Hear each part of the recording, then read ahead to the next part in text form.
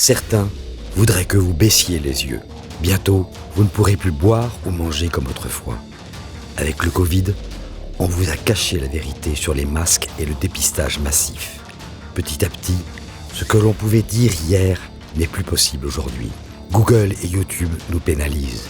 Ce n'est pas un hasard si la loi Avia qui restreint nos libertés est la première loi votée après le confinement. On commence à vous habituer à obéir servilement et pister vos déplacements. Petit à petit, on vous apprend la soumission. Mais il y a des lueurs d'espoir. Ne les gâchez pas. Entrez en résistance. Vous avez les clés de TV Liberté.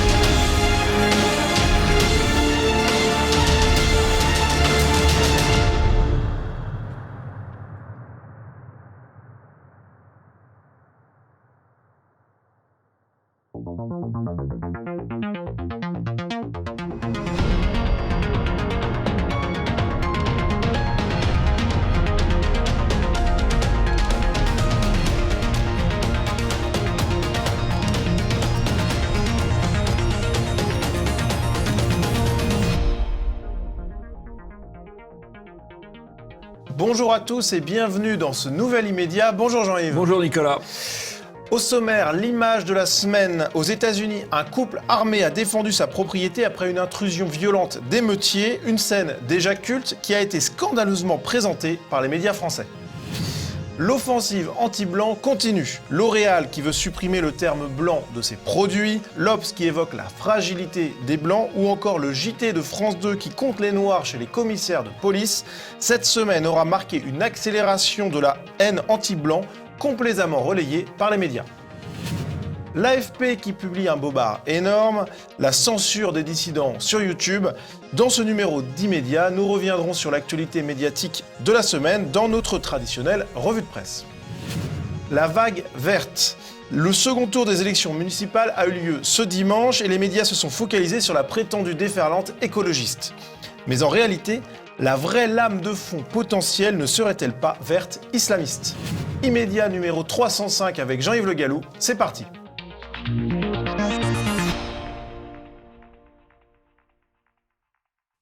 Et pour commencer cette émission, eh bien c'est l'image de la semaine. Et Jean-Yves, cette image, c'est celle de ce couple qui défend sa propriété avec des armes, dont une arme un petit peu lourde, on va dire. On est aux États-Unis, les armes sont libres et la légitime défense est considérée, ce qui est normal, comme légitime. Donc ces gens-là sont chez eux. Il y a des gens qui rentrent dans leur propriété. Ils défendent leur propriété, c'est très bien, voilà. Alors sachant que pour les médias français, ça a été un petit peu présenté de manière un petit peu fallacieuse, puisqu'on a par exemple le Paris Match, un couple armé menace des manifestants à Saint-Louis, et même chose pour Le Figaro qui emploie les mêmes termes. Donc on a des médias français qui donne l'impression qu'en fait les émeutiers étaient gentils et que les méchants étaient finalement les Américains. Les médias français recopient tous les mensonges qui peuvent circuler sans essayer simplement d'analyser la situation, à savoir que ces gens-là étaient chez eux, qui avaient un viol de propriété, qu'ils défendaient leur propriété. La propriété, d'ailleurs, je le signale au passage, c'est un droit de l'homme. Comme la liberté, notamment, ça fait partie de la sûreté, ça fait partie des droits de l'homme, donc ils défendent leur propriété. Un droit de l'homme qui est peut-être mieux défendu aux États-Unis et mieux respecté aux États-Unis qu'en France. Passons au premier sujet, l'offensive anti-blanc continue.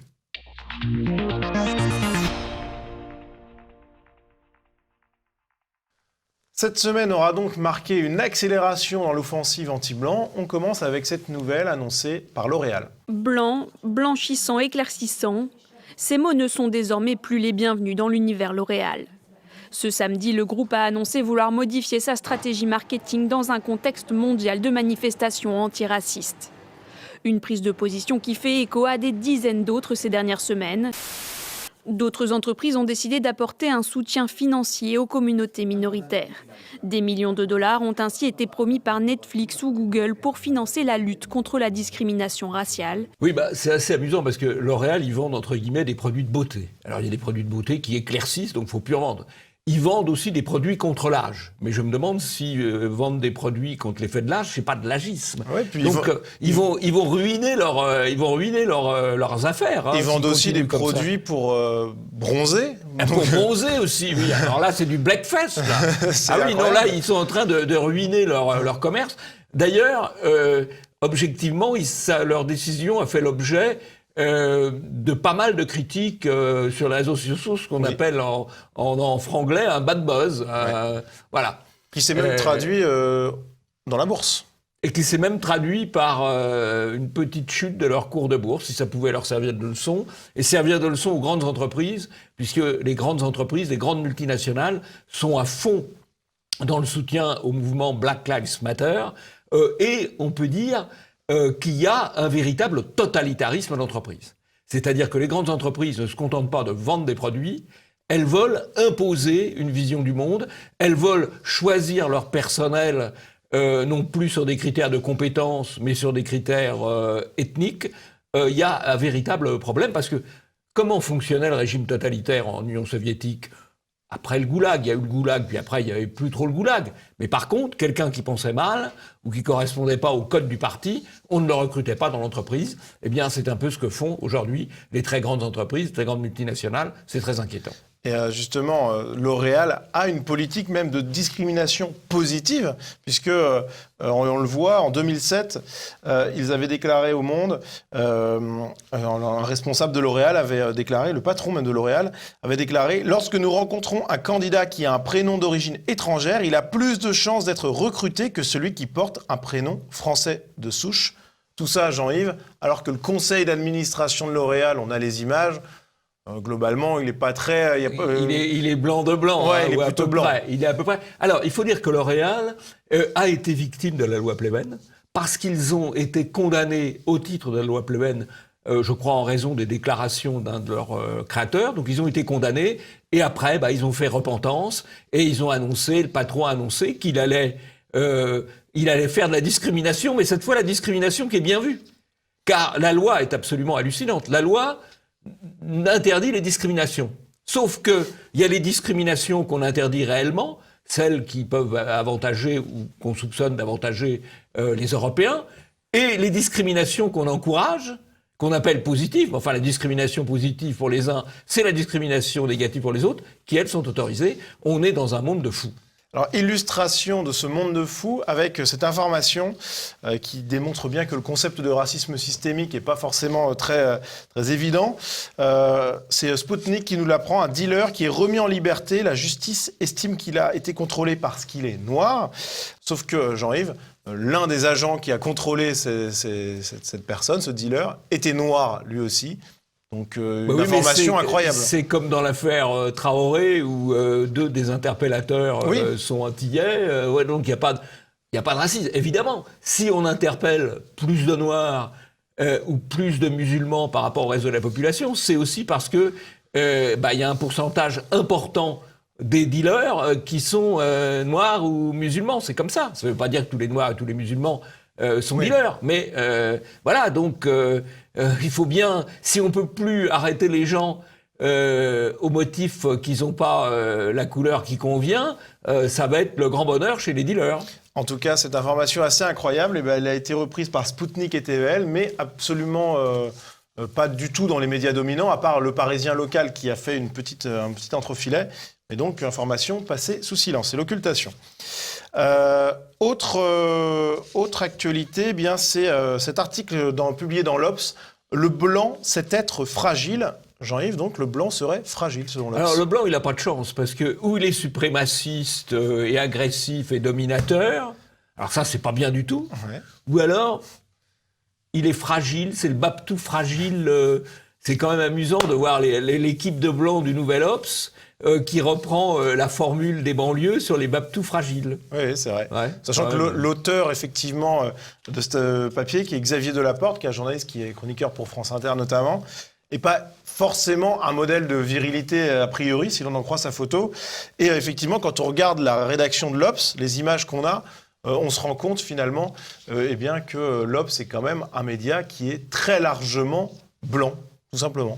Bah oui, voilà, oui, mais ça va changer, ça va changer. Vous les incitez à changer. Remarquez, non, vous êtes injuste parce que il y a quand même, si on regarde bien la photo, il y a au fond de la classe, en dehors de la table, quand même, faut pas exagérer, un noir. Voilà. C'est vrai que sur la photo, il y a un noir dans la salle, mais il est même pas à la conférence. Mais remarquez, là, on fait la campagne de ceux qui veulent plus de noirs au Nouvel Observateur. Remarquez, il y a déjà plus de lecteurs. Donc après tout, ils font ce qu'ils veulent. Non, mais c'est pour montrer le 2 poids 2 mesures. Quand même une chose, Nicolas, qu'il est bon de rappeler, c'est que le personnage, dans le roman Le Camp des Saints, le personnage qui est l'archétype de l'homme des médias qui pousse à l'acceptation de l'invasion, eh bien ce personnage, il a été inspiré à Jean Raspail, par Jean Daniel, qui a été le directeur du Nouvel Observateur pendant plus d'un demi-siècle, qui est mort maintenant, mais il y a peu de temps. Et donc, si vous voulez, il y a une certaine continuité. Ces gens-là sont bien les enfants de Jean Daniel et les enfants du Camp des Saints. Ouais, effectivement, c'était assez lucide de la part de Jean Raspail. Alors, sur France 2, le service public, l'œil du 20h, donc sur le JT, a enquêté sur le manque de diversité chez les commissaires de police. Ce vendredi, le ministre de l'Intérieur est venu saluer la 70e promotion de l'ENSP, l'école qui forme près de Lyon les futurs commissaires de la police nationale. 40 hauts fonctionnaires en uniforme et un constat, leur couleur de peau, elle aussi, est quasi uniforme. Je me dois de vous le dire, c'est quand même très blanc. Après, ça dépend des années également. Nous avons observé dans les couloirs de l'école les photos de classe des 69 promotions précédentes. De la plus ancienne à la plus récente, une infime minorité d'élèves issus de la diversité. Le commissaire Abdelkader Haroun, lui, a osé. Dans sa promotion à l'ENSP, il était le seul élève issu de la diversité. Aujourd'hui, selon lui, chez les commissaires comme dans toute la haute fonction publique, il est temps de prendre des mesures pour s'ouvrir à la diversité. Il adresse à Emmanuel Macron une lettre ouverte dont voici un extrait. Monsieur le Président de la République, faisons de l'origine sociale ou géographique de chacun non plus un fardeau disqualifiant, mais un atout pour une nouvelle France empreinte de justice sociale. Alors ça, c'est un reportage particulièrement scandaleux. Comment sont recrutés les commissaires de police à l'école de Saint-Cyr-au-Mont-d'Or? Ils sont recrutés par concours, c'est-à-dire par épreuve écrite, anonyme, suivie d'une épreuve orale.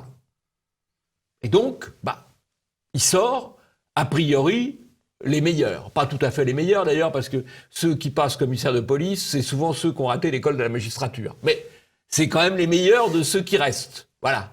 Et donc, après, il y a des blancs, il y a des noirs, éventuellement, il y a des musulmans. Encore faut-il qu'ils réussissent le concours. C'est le principe républicain. Alors, on nous bassine à longueur d'année avec la République par-ci, la République par-là. Là, c'est l'application du principe républicain, du mérite républicain. Et même, je vais aller plus loin. Le commissaire qu'on voit et qui écrit à Monsieur Macron pour lui dire il faut que ça change, etc., il faut changer les règles, honnêtement, je ne sais pas comment il a été sélectionné, parce que, je suis désolé de le dire, il parle un français un peu approximatif. Voilà. C'est très dur. Il a un petit accent, mais... Bon, enfin bref. Franchement, j'aimerais pas être en garde à vue avec ce mec-là, quoi. Bon, en tout cas, ce qui est certain, c'est que l'équipe du 20h, là aussi, on s'est un petit peu intéressé finalement à la diversité ou pas au sein de cette équipe. Et donc, on a pu trouver sur Instagram un post public qui montrait un repas avec cette équipe en 2018. Et on voit qu'il n'y a pas d'extra-européens dans l'équipe. Parmi les journalistes qui ont participé à ce reportage sur les commissaires de police, on a réussi à retrouver deux personnes sur les réseaux sociaux, Julien Nény et Laurent Desbois. Et on peut le dire, vu qu'ils ont compté les noirs sur les photos des commissaires, il n'y a pas de noirs dans l'équipe, a priori. Donc là encore, Jean-Yves, on se retrouve face à une équipe qui prône quelque chose qu'elle ne fait pas elle-même, tout simplement. Alors, si vous voulez, c'est intéressant de voir cette équipe, parce que cette équipe, en gros, c'est des jeunes journalistes sortis d'école il y a 5-10 ans peut-être, et qui font un travail... de politiquement correct, de rappel au politiquement correct permanent, quoi. C'est ça leur métier. Ouais. Et vous voyez l'équipe, rien que pour remettre le politiquement correct sur France 2, il y a plus de monde que pour Tout TV Liberté. Ouais. C'est quand même fascinant, hein. Alors aidez-nous, parce que nous, on n'a pas la redevance. Non, ça c'est clair. Alors, on passe outre-Atlantique. Le politiquement correct reste le même, mais le continent change, avec le New York Times qui est entré dans un délire assez incroyable, puisqu'ils ont décidé de mettre une majuscule au terme « black », noir en anglais. Je vous lis le justificatif des journalistes.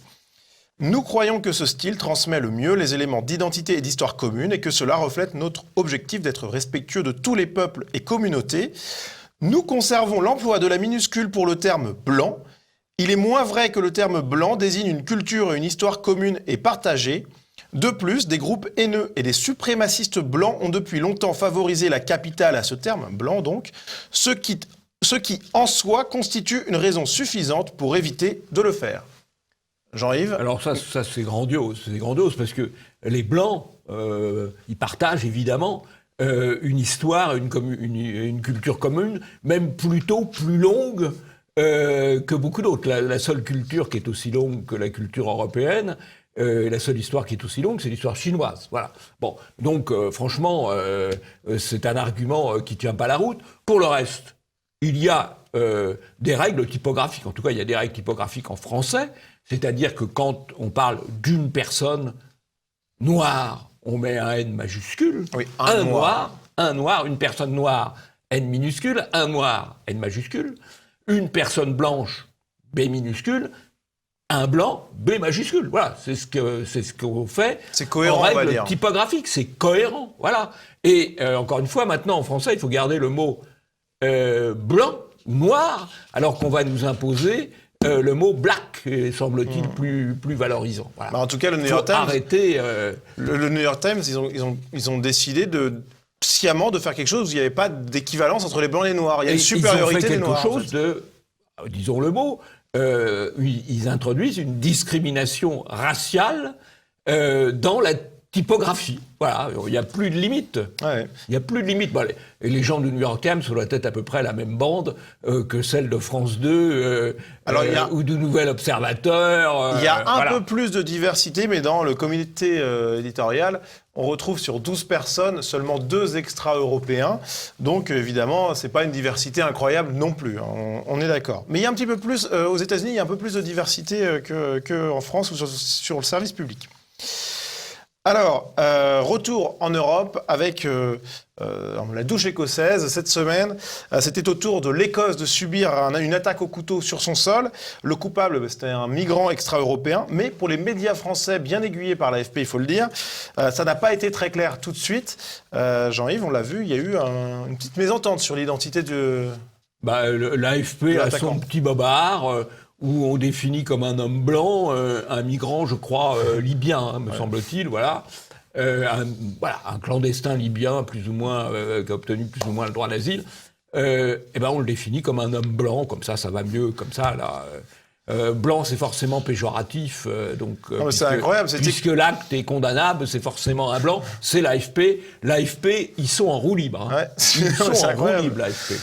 Ils auraient pu avoir un peu de prudence, mais non. En roue libre, avec votre argent, avec l'argent des contribuables, car évidemment, tout ça est très largement subventionné par l'État et par les achats publics. Sachant que jamais ils n'auraient dit, au contraire, un homme noir est suspect.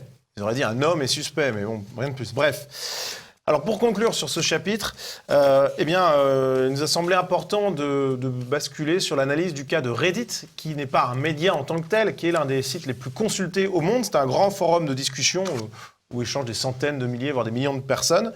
Récemment, ce site a fermé plusieurs forums, politiquement incorrects évidemment, comme celui consacré à Donald Trump par exemple.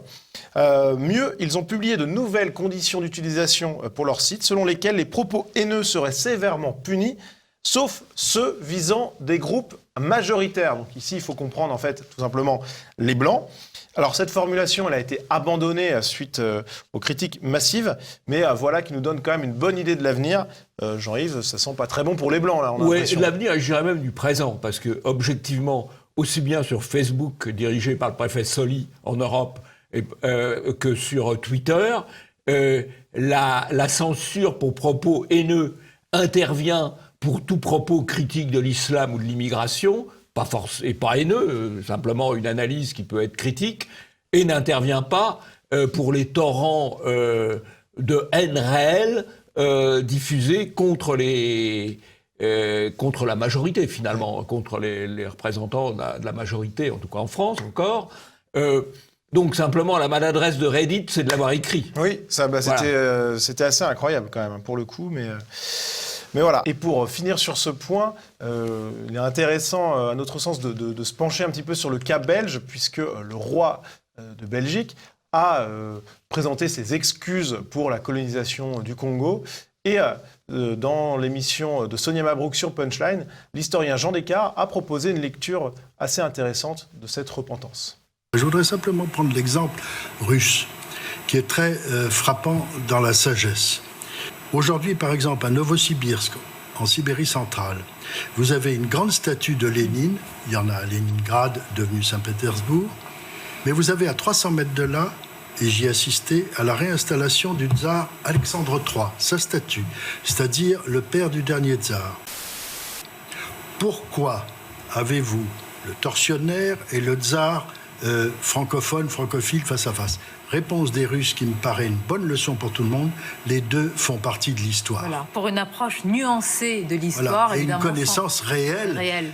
Tout n'est pas d'une seule couleur, si j'ose dire. Alors d'abord, un conseil à nos amis, gardez précieusement Tintin au Congo avant qu'il ne soit interdit. Hein. Vraiment, et faites lire aux enfants avant qu'il ne soit interdit ou présenté avec une mise en, comment on appelle ça, une mise en perspective. Non, voilà. Dépêchez-vous de lire, de relire Tintin au Congo avant qu'il ne soit trop tard. Alors évidemment, c'est assez ridicule cette repentance du roi des Belges, qui est un peu le roi des cons dans cette affaire, si je puis me permettre. Descartes, très bien. Descartes, il dit il y a toute l'histoire. Et en Russie, c'est vrai, en Russie, ils ont réinstallé, ils ont fait un mausolée là où a été tué le dernier tsar, et en même temps, comme dirait Macron, eh bien, il y a des avenues Lénine partout. Ah oui, c'est l'histoire, c'est toute l'histoire. C'est peut-être parce qu'il assume toute l'histoire de la Russie que Poutine a obtenu 74% au référendum de réforme de la Constitution, avec 64% des votants, ce qui est plutôt un beau résultat. C'est un beau résultat tout simplement parce qu'il incarne la Russie dans toute son histoire, il incarne les valeurs traditionnelles. Voilà, il n'y a pas de secret à ça. Alors que nous, en Europe et aux États-Unis aussi, on est en plein dans le délire ethnomasochisme, la haine de soi, la haine de notre civilisation, la haine de notre peuple. Ethnomasochisme, c'est un terme qu'avait notamment développé Guillaume Fay dans un certain nombre de ses ouvrages. Il est aujourd'hui disparu, mais malheureusement, la réalité qu'il a décrite n'a pas disparu. Passons à la revue de presse.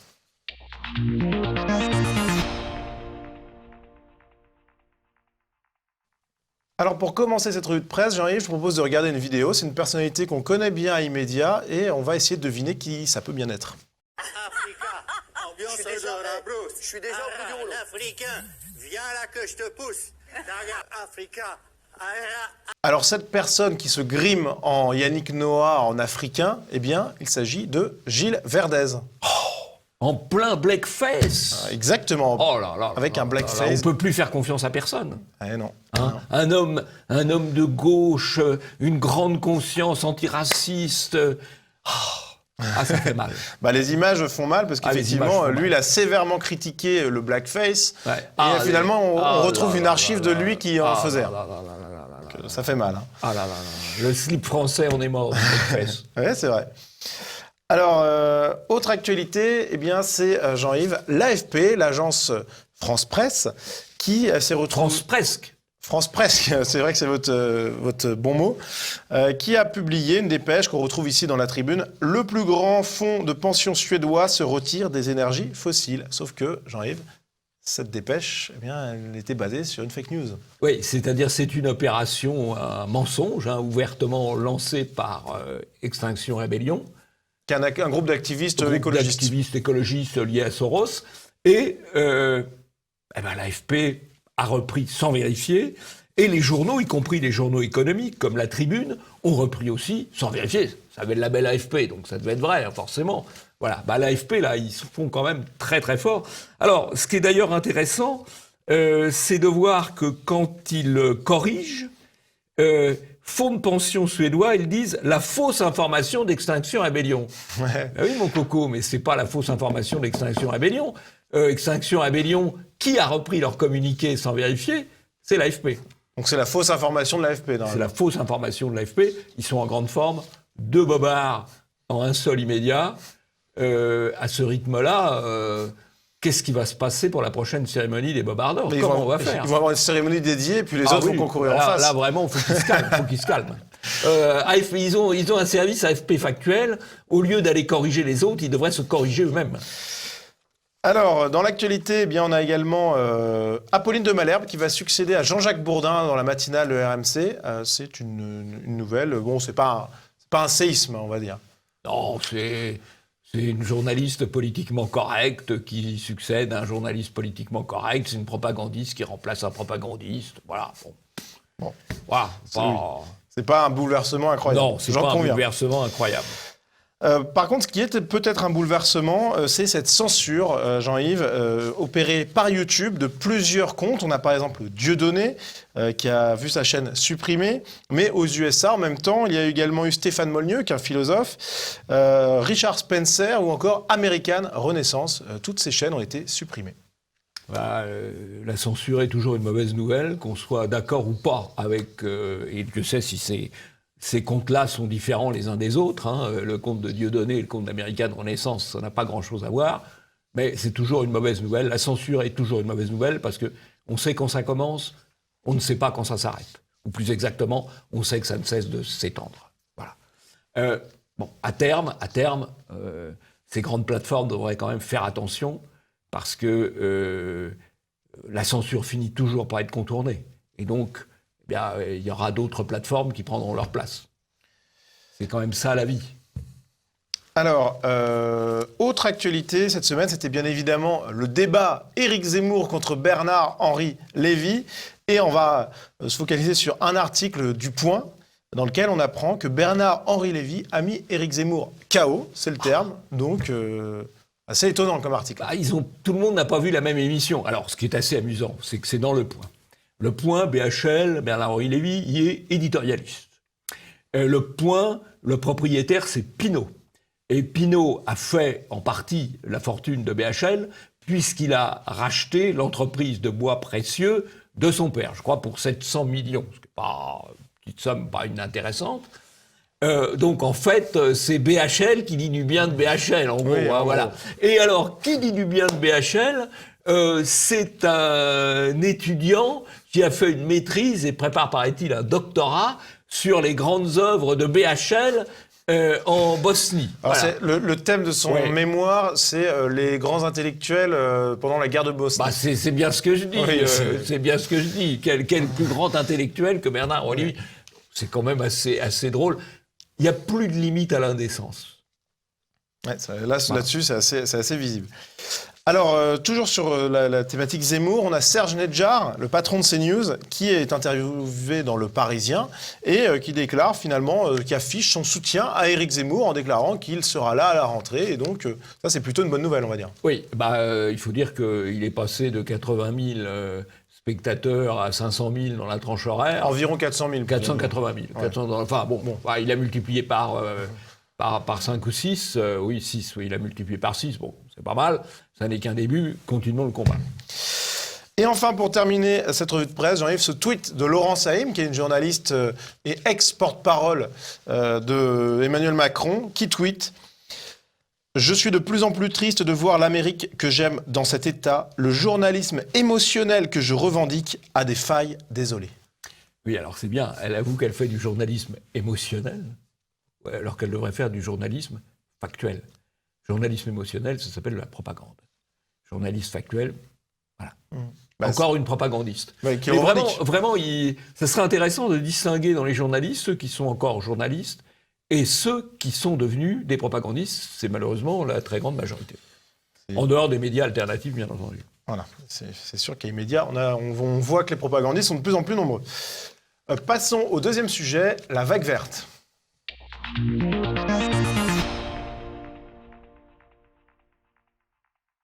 Le second tour des élections municipales a eu lieu ce dimanche et les médias se sont évidemment focalisés sur la fameuse vague verte.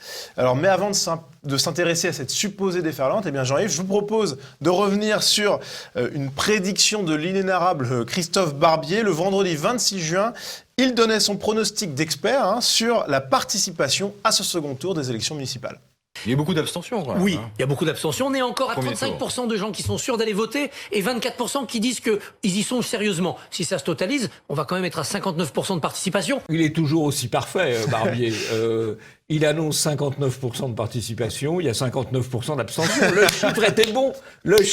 Bon, c'était un peu trompé, mais le chiffre était bon. C'est quand même pas de chance pour lui. Un bon expert. Non, c'est de la chance, c'est le bon chiffre. Oui, ça fait déjà 50% de l'information qui est bonne. Ouais, déjà, absolument. Venant de Christophe Barbier, c'est déjà pas mal. Ouais, non, c'est bien. Non, vous êtes sévère. Alors, on va revenir sur cette fameuse vague verte. Tous les médias ont évoqué une percée énorme du parti Europe Écologie Les Verts lors de ces élections municipales. Une de Libération, l'écologie en marche. Une du Monde, poussée écologiste dans les villes. Une du Figaro, la déferlante écologiste ressuscite la gauche. Le terme vague verte a été très largement utilisé par le Figaro, la vague verte. Le Figaro Vox encore, cette vague verte. Le Monde, une vague verte historique. BFM, France Bleu, L'Opinion, Ouest France, j'en passe, et des meilleurs. Et même Hugo Clément qui tweet « Incroyable et énorme vague verte partout en France. Une nouvelle époque s'ouvre ». Et on a... France 24 qui s'interroge, après la vague verte, le retour de la gauche au premier plan. Et Libé qui va encore plus loin en publiant un papier. Les Verts sont la nouvelle matrice autour de laquelle peut se réorganiser la gauche. Jean-Yves, c'est unanime. Oui, c'est unanime. Alors, il y a un effet loupe. Puisqu'effectivement, Europe Écologie Les Verts a conquis Strasbourg, Lyon, peut-être Marseille, Bordeaux, Tours. Donc, effectivement, il y a un effet loupe, grande ville. Une fois qu'on a dit ça, il faut relativiser. Parce que qui a voté à ce second tour des élections municipales ? 15% des électeurs. Et un pourcentage encore plus faible dans les très grandes villes. Donc, ça n'est évidemment pas significatif, puisqu'il y a 85% d'électeurs qui ne se sont pas déplacés, soit parce que ça ne les intéressait pas, soit parce qu'ils avaient élu leur maire dès le premier tour, et notamment dans toute la périphérie française. Oui. Bon, donc, premièrement, il faudrait relativiser. Deuxièmement, si on regarde les villes de plus de 20 000 habitants, bon, Europe Écologie Les Verts en a 12, bon, le Front National en a 6 quand même, avec Perpignan notamment. Et puis, il y a 260 villes LR, 149 villes de gauche, etc. Donc, c'est pas si important que cela non plus. Troisièmement, c'est pas la première fois qu'on nous explique que les Verts vont casser la baraque, ils changent tout, ça va bouleverser le paysage politique. Figurez-vous que c'est arrivé déjà avec les mêmes médias, la même information en 1992. En 1992, aux élections régionales. Et ça avait été un peu le cas aux élections municipales de 1989. Donc, on peut dire qu'ils nous resservent une vieille soupe. Malgré tout, il y a quand même eu des victoires importantes des écologistes, quand même. Oui, mais si vous voulez, la victoire de 92 aux élections régionales, qui était annoncée, recomposée, etc., qui effectivement correspondait à une période de déshérence de la gauche, n'a eu aucun effet. Ni à l'élection législative qui a suivi en 93, ni à l'élection présidentielle qui a suivi en 95, ni à l'élection législative de 97. Donc, vous voyez, j'en passe. Bon. Donc, voilà. Relativisons les choses. Alors, c'est vrai que le vote écologiste, c'est un peu un vote refuge de la gauche, un vote bourgeois refuge. Ça coûte pas cher de voter écolo. On dit ça dans le dîner en ville, j'ai voté écolo. Oh là là, formidable, oui, c'est vrai qu'il y a c'est un peu facile, quoi. Voilà. Et justement, il y a Marianne qui publie un article là-dessus avec ces phrases. L'écologie et la gauche ont gagné dans les métropoles, les territoires les plus riches du pays, bien insérés dans la mondialisation. Dans la France périphérique, la vague verte est tout bonnement inexistante. Plutôt qu'à un changement de paradigme, il est probable qu'on ait assisté à un nouvel épisode spectaculaire de l'embourgeoisement de l'électorat de gauche. Donc c'est un petit peu ça. Oui, enfin, en gros, on ne vote pas écologie là où on est dans la nature. Et puis on vote écologie dans les villes. Voilà, bon. C'est vrai. C'est une compensation, on peut dire. Alors, derrière la vague verte écologique, n'y a-t-il pas plutôt une vague verte islamique? C'est l'avis d'Éric Zemmour sur CNews. Les Verts, ils n'en ont rien à faire. Les Verts sont des multiculturalistes assumés. Les Verts sont des immigrationnistes assumés, des sans-frontiéristes assumés. Ils pensent qu'ils ont souci de la nation française comme de leur dernière éolienne.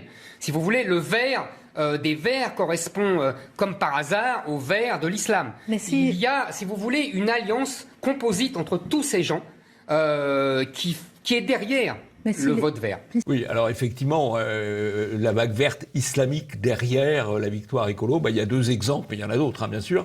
Il y a Strasbourg, où les candidats écologistes allaient faire les cages d'escalier dans les quartiers de l'immigration en disant « Attention, on a une femme voilée sur notre liste, donc votez pour nous. Votez pour nous. » Donc ça, c'est du vote, c'est efficace comme démarche électorale, faut quand même reconnaître. Et on a Colombes, où on voit les racailles manifester bruyamment, non pas tant le succès écologiste que la défaite de la maire sortante qui ne les satisfait pas complètement. Voilà. Mais la scène est quand même incroyable. La scène est incroyable. C'est le grand remplacement électoral. C'est le grand remplacement électoral. Il est d'ailleurs intéressant de voir, et ça c'est tout de même important de mesurer les faits, dans beaucoup de villes où le total, villes de banlieue, où le total Front National RPR, à l'époque, ou Front National UMP, était entre 55 et 65%, mais sans alliance, donc sans efficacité électorale, sans alliance, puisque c'était refusé par le cordon sanitaire républicain. Eh bien, aujourd'hui, c'est des villes qui basculent, soit directement du côté islamiste, soit qui ont des maires élus avec le soutien des islamistes. C'est tout simplement le grand remplacement électoral, puisque on le voit très bien à Colombes, où il y a deux phénomènes. Il y a deux sortes de quartiers dans Colombes. Il y a des quartiers proches de la Défense, avec des pavillons qui sont relativement bourgeois et qui se boboisent un peu. Donc, et qui ont voté pour la maire sortante. Oui, enfin qui ont commencé à voter sur les cartes de vote, on le voit. Oui, qui ont voté plutôt pour la maire sortante, avec un début de vote écolo. Et puis, il y a les quartiers de l'immigration, où le grand remplacement est achevé. Il y a 20 ans, il y avait encore des Européens, aujourd'hui il n'y en a pratiquement plus, qui ont voté écolo, quoi. Alors justement, au-delà de ce que disait Éric Zemmour sur l'alliance écologiste islamiste, il y a tout simplement les islamistes seuls. Et c'est par exemple le cas à Goussainville, où le nouveau maire est fiché S pour islamisme radical, selon l'Express. Et d'ailleurs, Jean-Yves, effectivement, là, il n'y a pas eu de front républicain. Non, alors qu'il y avait eu un front républicain il y a une vingtaine d'années contre le Front National, qui à l'époque était en position pour gagner la ville. Voilà. Ouais, là, il n'y a pas de Front républicain. Alors, c'est juste un islamiste fiché. Front républicain, voilà. Non, mais c'est quand même incroyable. Hein, pour le coup, la République, c'est vraiment devenu une baliverne, parce que entre la remise en cause du concours et donc du mérite républicain et le fait qu'on ne fait pas de Front républicain en laissant élire un maire islamiste qui est élu par le tiers des électeurs, en gros. Autre percée islamiste, c'est une défaite, mais très courte, de Sami Deba, qui est membre et créateur d'ailleurs du CCIF. Donc c'était à Garges-les-Gonesse. Et puis on a également à Mantes-la-Ville, pour fêter la défaite du maire Rassemblement National, les supporters du nouveau maire qui se rassemblent et qui chantent ensemble One, Two, Three, Viva l'Algérie. Donc Jean-Yves, là on est encore dans une dynamique étrange. Oui. Alors, ce maire Front National avait été élu avec moins de 30% des voix il y a 6 ans, dans une quadrangulaire, une circonstance qui ne pouvait plus se retrouver. Évidemment, là, il y a eu un front républicain contre lui. La population, ma foi, là aussi, le grand remplacement, il est là. Hein. Il était déjà, d'ailleurs, il y a 6 ans, mais voilà. Et donc là, il y a eu un front républicain contre lui, et il est battu de très peu. Et quand il est battu, effectivement, c'est One, Two, Three, Viva Algéria. On sait quel est le grand remplacement électoral, ça fonctionne. C'est un front républicain algérien, quasiment. Front républicain algérien, oui. Alors, il y a même front islamiste. Oui. En tout cas, les médias, donc du coup, sur ces zones-là, se sont montrées extrêmement silencieuses, clairement. Alors qu'à l'inverse, quand le Rassemblement national conquiert une ville, eh bien là, c'est Libération qui en fait un article. Moissac, la ville des justes, conquise par l'extrême droite. Oui, alors, deux choses. D'abord, c'est une belle réussite électorale de Romain Lopez, qui est l'ancien assistant de Marion Maréchal à l'Assemblée nationale, qui prend une ville moyenne, 13 000 habitants, une petite ville moyenne, dans une région où il n'y a absolument pas de maire Front National, c'est le sud-ouest. Il les prend avec 60% des voix. Et alors, ce qui indigne Libération, c'est que c'est une ville qui avait accueilli, protégé beaucoup de juifs pendant l'occupation, donc qui a été fait ville de juste. Alors, Libération est ulcérée, sans voir que Romain Lopez, il a 30 ans. Et donc, au fond, les affaires d'il y a 75 ans, ça appartient à l'histoire. On va pas nier l'histoire. Mais enfin, le point Godwin, ça commence à plus intéresser grand monde. Il faudrait peut-être que Libé le comprenne. Pour Libération, il eût mieux fallu finalement que ça soit un maire islamiste à la place de Rassemblement National. Certainement. Ça aurait été un peu mieux. Ouais. Alors Jean-Yves, ça va être la fin de cette émission, mais vous avez un coup de chapeau. Oui, un coup de chapeau à cette joueuse de football américain qui refuse de s'agenouiller et qui reste debout pendant que toutes ses consoeurs, toutes ses camarades, coéquipières s'agenouillent. C'est un bel exemple. Parce que refuser de suivre, de faire le mouton, ça n'est pas si simple que ça. Non. Ça n'est pas si simple que ça.